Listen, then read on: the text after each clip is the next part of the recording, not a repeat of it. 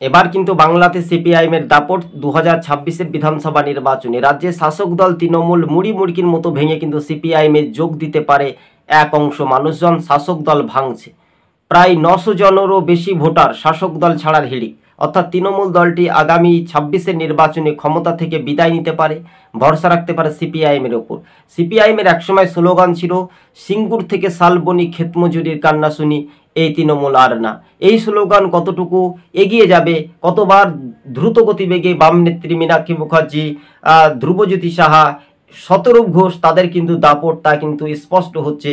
কিন্তু তৃণমূল ভাঙছে তাসের মতো। কেউ গোপনে তৃণমূল দলটা করে, যারা টাকার স্বার্থে লাভবান হওয়ার জন্য তৃণমূল দলটা করে, কিন্তু তৃণমূল দলটা আখেরে আগামী দিন কিন্তু থাকবে না। পুলিশ নিরপেক্ষতা যদি থাকে তাহলে এই সরকার আগামী দিন কি 24 ঘন্টার মধ্যে বদলে যেতে পারে। ধন্যবাদ দর্শক বন্ধুগণ, আজকে ছিল এই পর্যন্ত।